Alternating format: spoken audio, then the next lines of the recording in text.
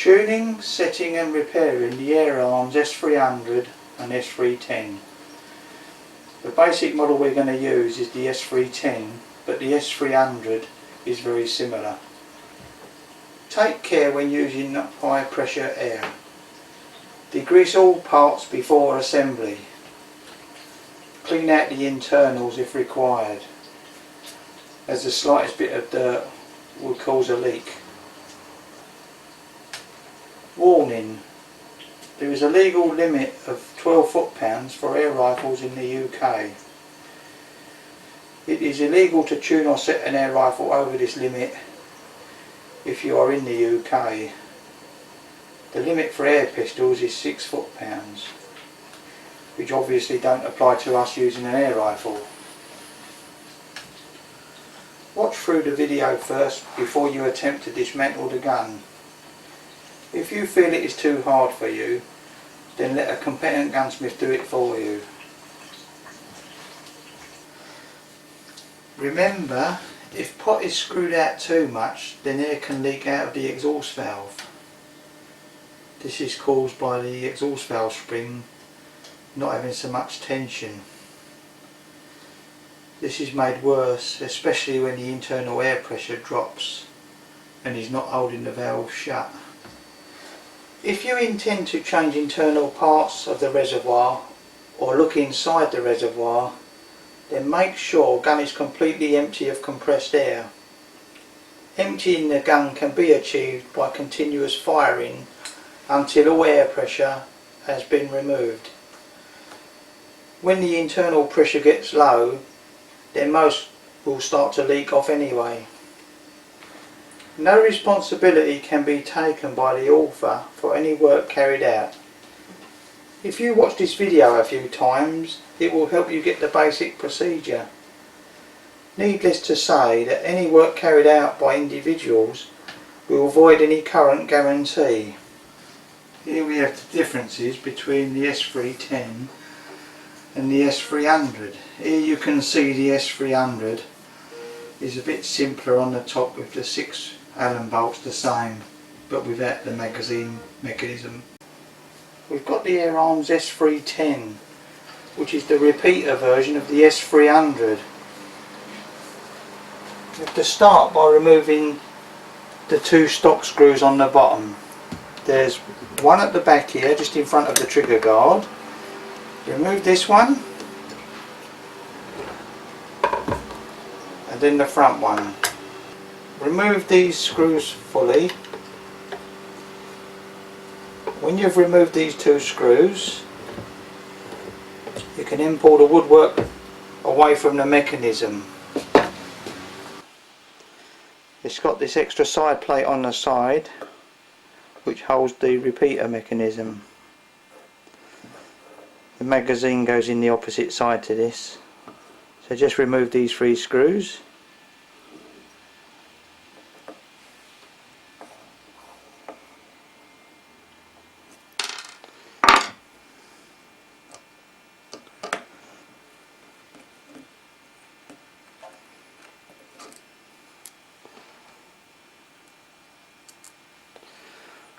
Place that to one side.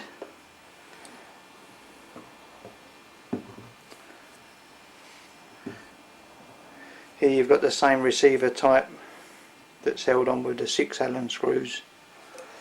1, 2, 3, 4, 5, 6.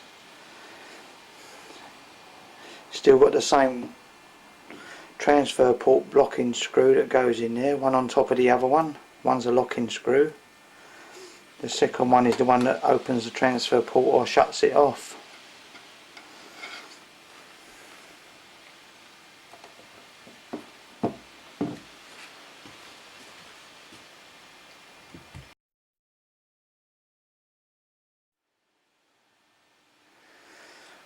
So remove the 6 screws.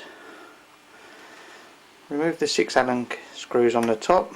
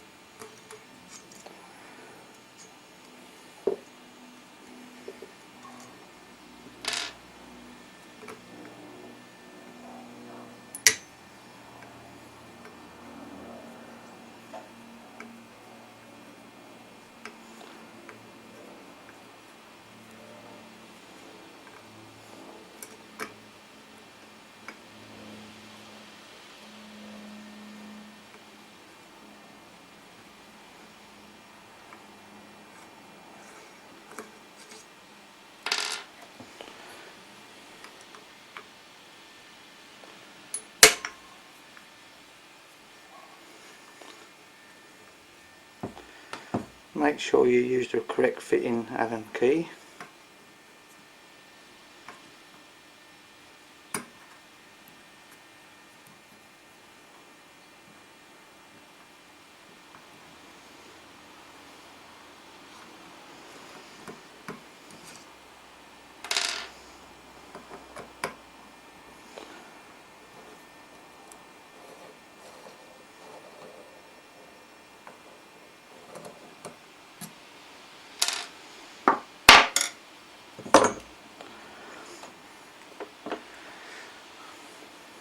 Remove the barrel apart like that. Slide this cylinder out the front like this. Here you can see the silencer adapter we've fitted on the end of the muzzle. This accepts a normal 1/2 inch by 20 UNF silencer.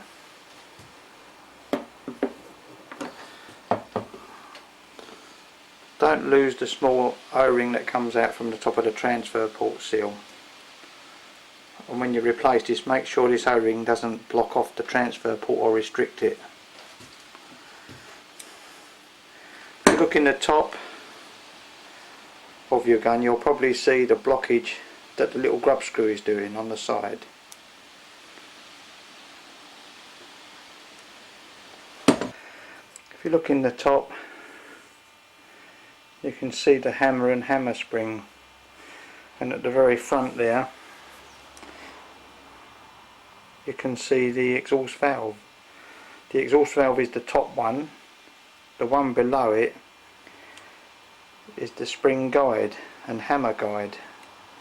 This pin here is for locating it to left hand or right hand. At the moment it's in the right hand position. If you move that pin to the other side, you can turn the bolt into a left-handed, from right to left hand.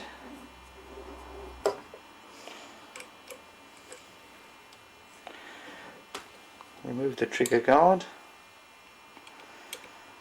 and trigger unit.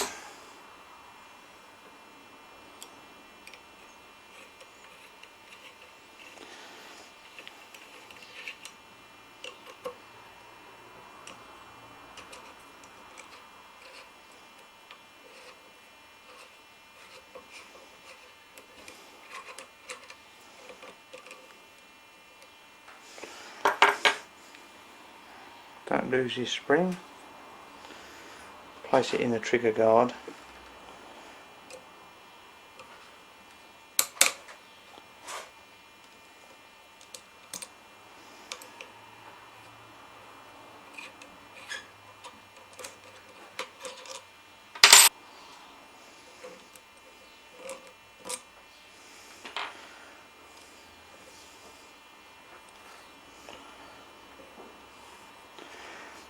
The trigger unit is held in now from an Allen screw from this side. So we'll remove this back end. It's a bit tight.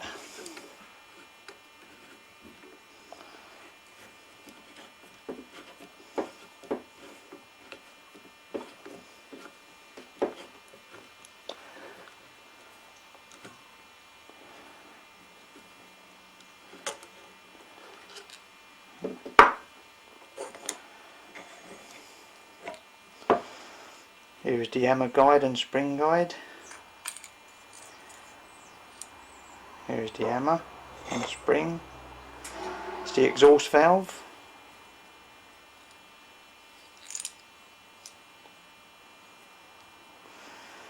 This is a rear spring spacer at the back. Here you can see the small screw that's holding the trigger unit on at the front there, just inside. Don't remove the trigger unit unless you have to.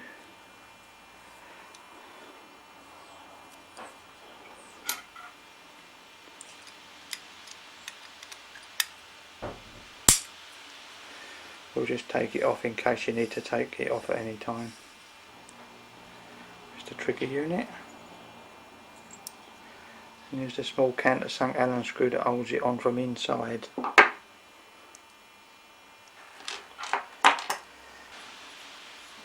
You can change this pin from this side to there to convert the gun to left-handed bolt.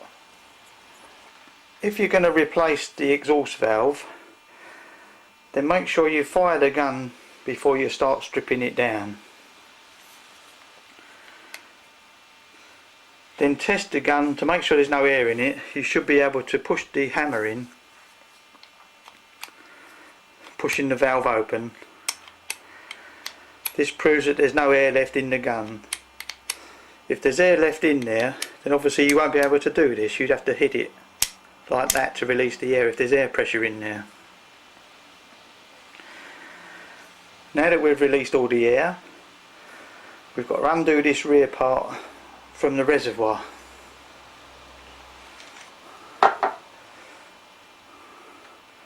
This rear piece houses the exhaust valve there. Oh, this one's coming undone easily. Otherwise you'd have to make up some hardwood in a vise to hold this rear part, or make up a collet of brass to hold it.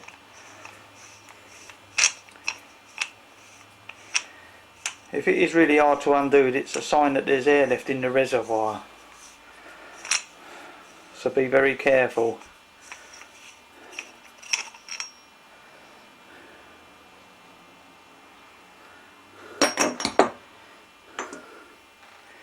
This is the part they call a pot. This is an adjustment that blocks off flow from the reservoir through here into this chamber that is open when the gun is fired by the hammer hitting this and opening this valve. It releases a part of air out from this secondary reservoir.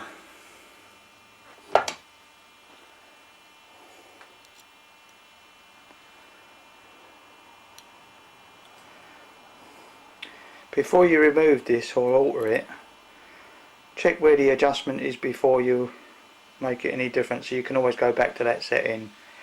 This one was tightened in fully, so I can always go back to that if I need to.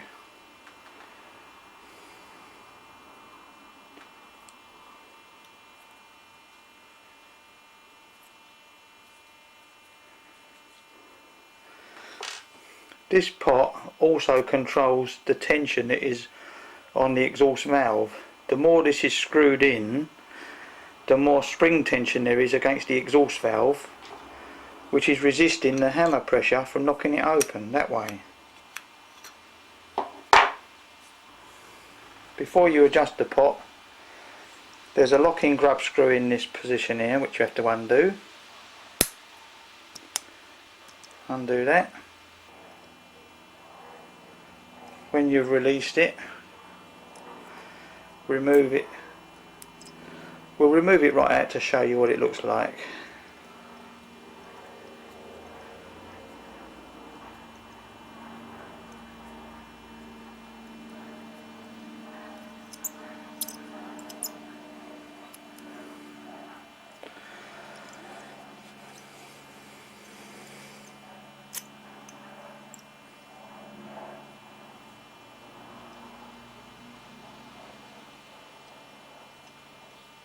Got a long thread on it.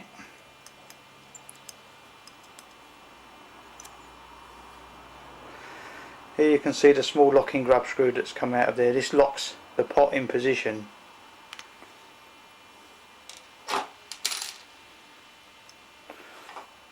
We'll now count the number of turns. 1, 2, 3, 4, 5, 6.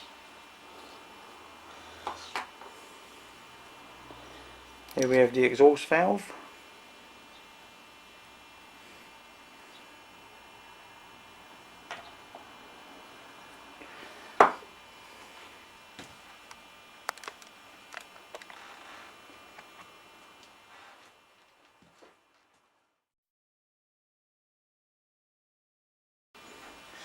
We now compare the standard exhaust valve with one we've made.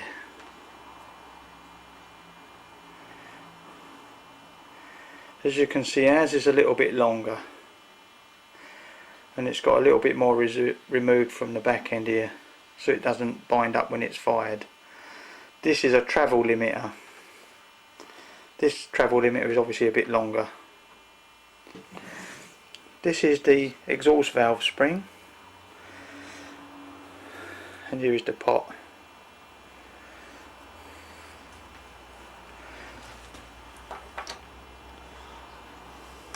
We'll put our new exhaust valve in. Here you can see the exhaust valve seat in there. Make sure there's no dirt or marks on it. That must be perfect to perform a perfect seal. Right, we're going to replace the valve with one of ours. Just replacing the back like that. Put the exhaust valve spring on it.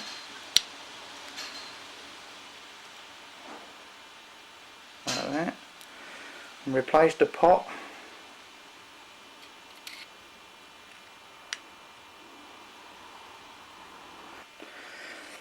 We're going to leave this screw out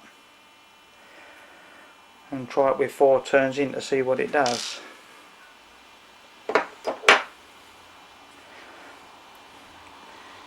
So if you was really going for a really high power and very low number of shots, you could ream this transfer port out to 3mm, which would allow more air out. Get the small grub screw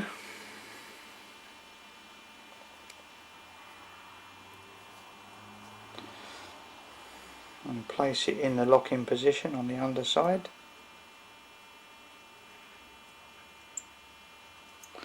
That will lock the pot in that position that we've left it at.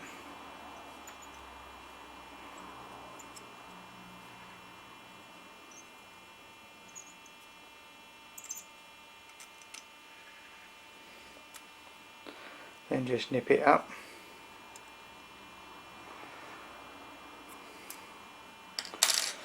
Now we'll reassemble the gun.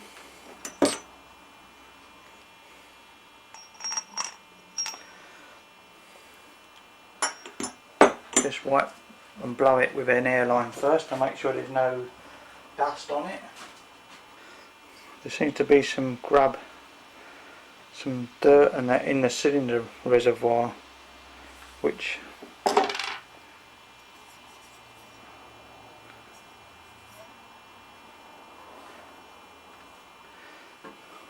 slightest bit of dirt like this in the gun and that valve will cause it to foul and leak.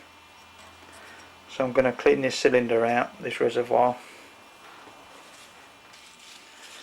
Just go in the workshop and blow it with an airline.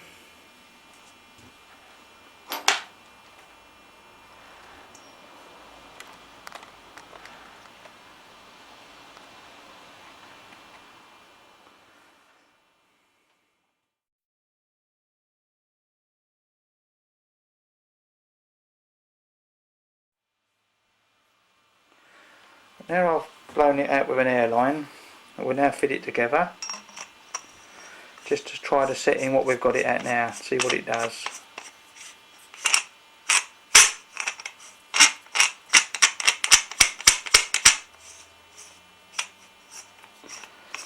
Make sure you keep any grease or oil out of that reservoir. We always degrease everything before we assemble it. Do it up as tight as I can by hand. Here we have the 5 springs that you get in the Rob kit for the S300 or 310, and this is our standard spring. This standard spring is 2.5 inches long with thin wire, in comparison to the 2.5 inch one that we do with the thick wire. The 2.5 inch one with the thick wire will obviously be a lot stronger.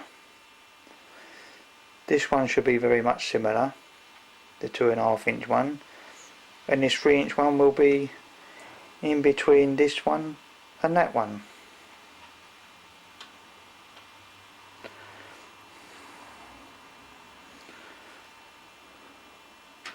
This 3-inch one with the thin wire will be between the standard spring and the 2.5-inch thick wire spring. So I think for trying out we'll use the 3-inch spring at the moment and see what it does. We can always change the spring later if we need to. If the power is too high or too low, place them to one side. Here we have our spring guide on the back of the reservoir.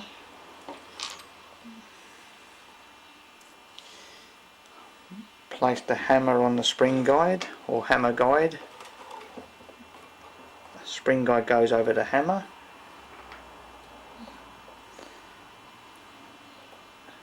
It's got a little cap at the back.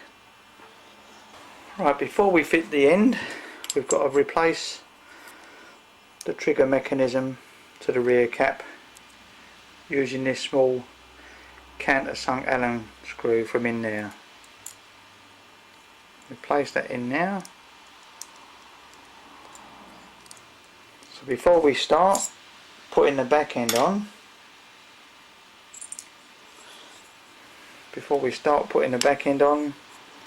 you've got to replace the trigger mechanism to the rear cap like that and secure it with the countersunk screw.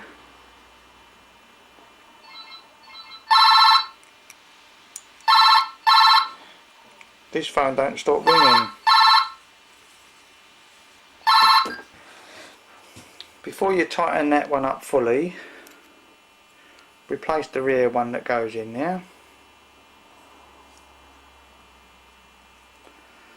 And then tighten the countersunk one fully.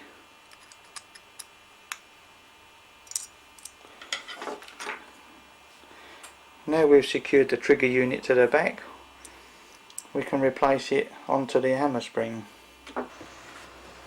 When you've replaced the trigger unit to the rear cap, you can then make sure the little spring cap is on and replace it on the end, trying to line it up like that. It's got a clip on so that this rear part is lined up in there on that spring guide or hammer guide. We'll then tighten this up lightly.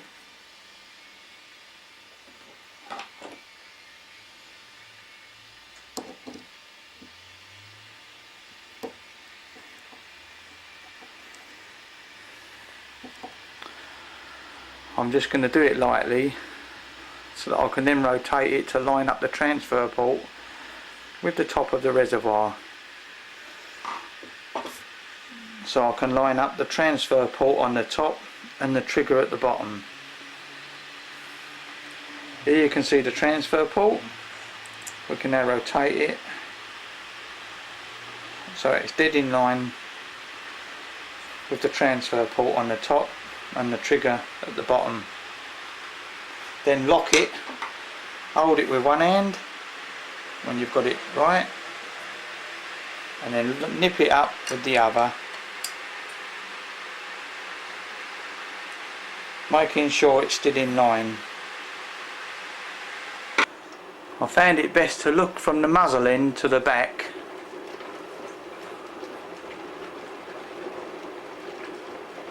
to see if it lines up. If you look along it from the muzzle like that, you can see whether the transfer port is dead in line with the top bolt housing slot. Before we replace the barrel, we'll remove this locking grub screw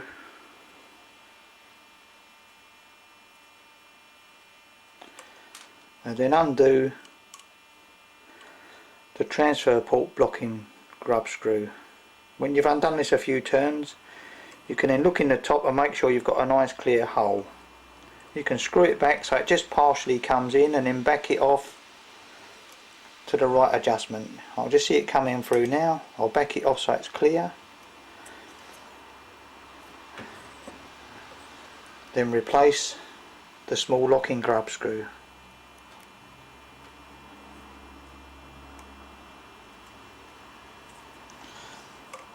That will give us a fine adjustment once we've got the gun together. We can then control our power with that after the initial setting of the different hammer spring and valve. If it's too powerful, we'll block it off by screwing that smaller adjusting screw in and then lock it with the outer grub screw. So we now replace the barrel onto the reservoir.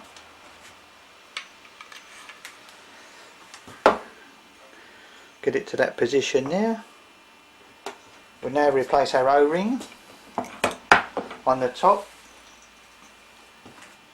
making sure it's dead centre.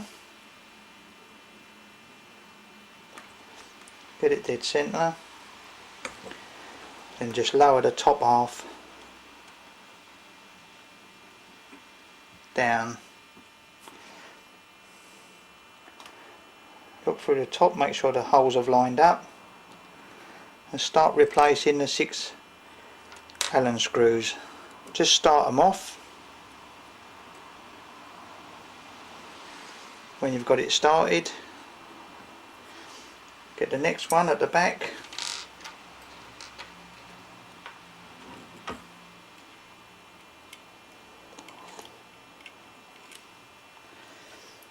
On the opposite side, and start that one off. These are metric Allen screws, 2mm. Get another one at the front on the right.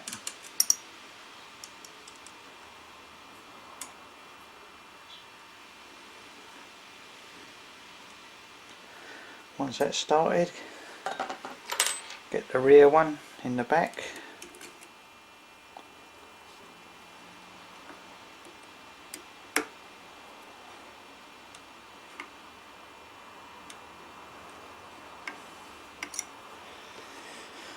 Then the 2 middle ones.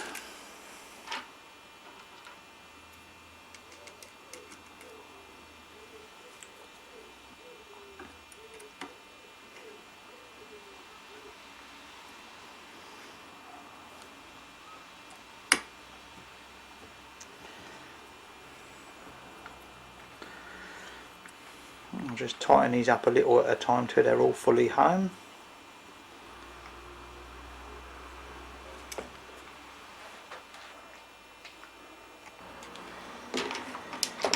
When you've got them all fairly tightened up, just nip them up slightly, not too hard.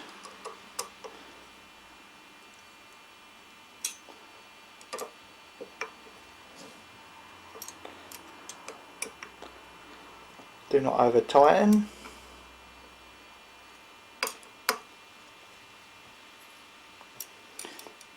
Going from one corner to the opposite corner till they're all snug.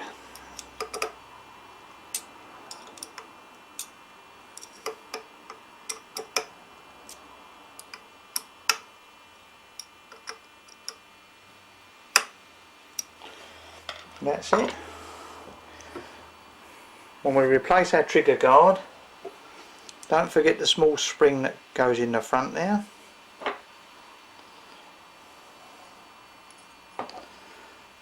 The large part of the trigger guard here goes at the front, like that. And the hole there is where the spring goes. That goes in there, that goes on there with a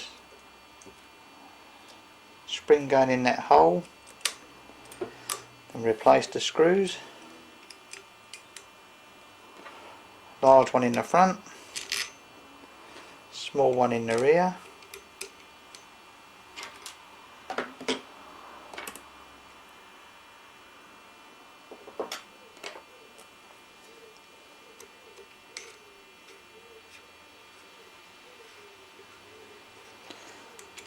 Just start them off like you did the others. line it up.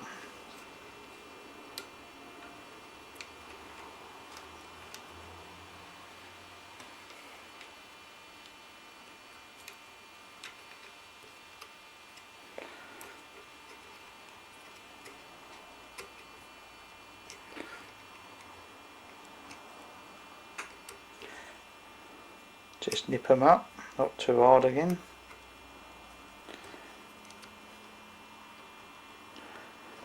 When you tighten screws, you've got to bear in mind how large they are. Small screws require little pressure. The larger the screw, the higher the pressure. We're now ready to fit the magazine slide on the side, which is this piece here. This has to locate at the front of the bolt. Pull the bolt back to there.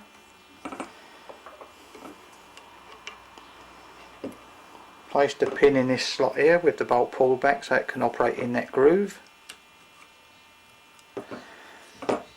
Line up your holes.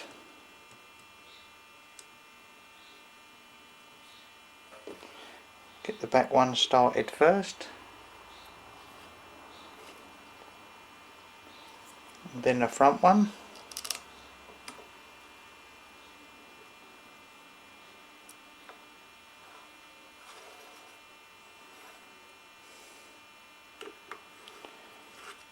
Then the middle one.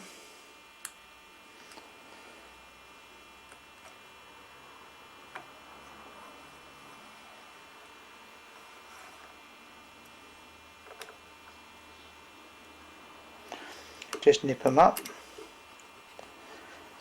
Again, these are small screws, so we don't want to over tighten them and strip any threads. That's that.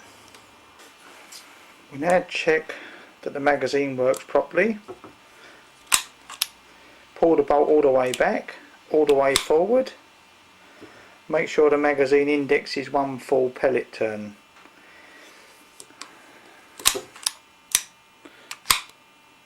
Check for free movement. Never force the bolt forward, because if you do, it probably means you haven't pulled the bolt fully back and you've got this half cocked like that, and you're trying to push it through the web, which will damage the magazine.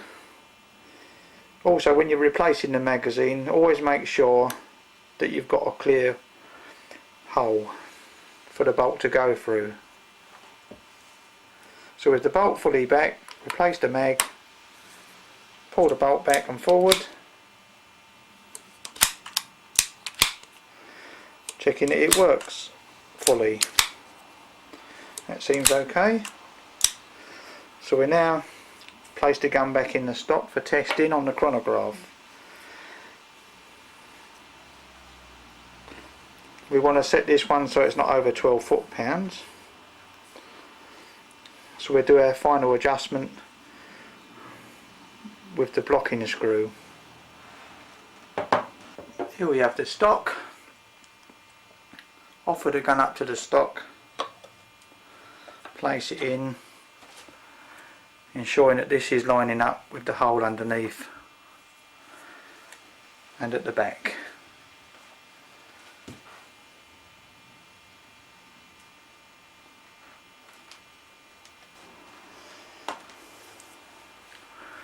We replace the large Allen screw at the back and the small one at the front.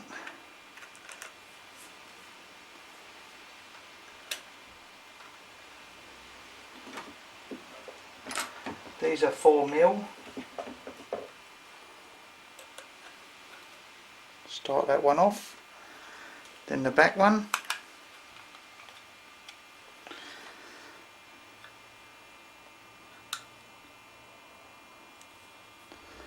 Gradually tighten it up.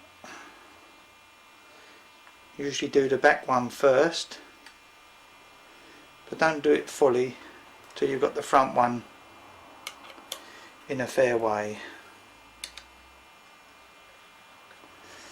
Take that off, and we do this one up finally.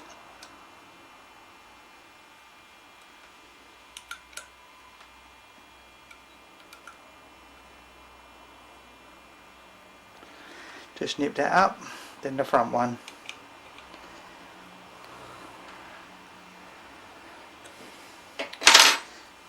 It's now ready for testing.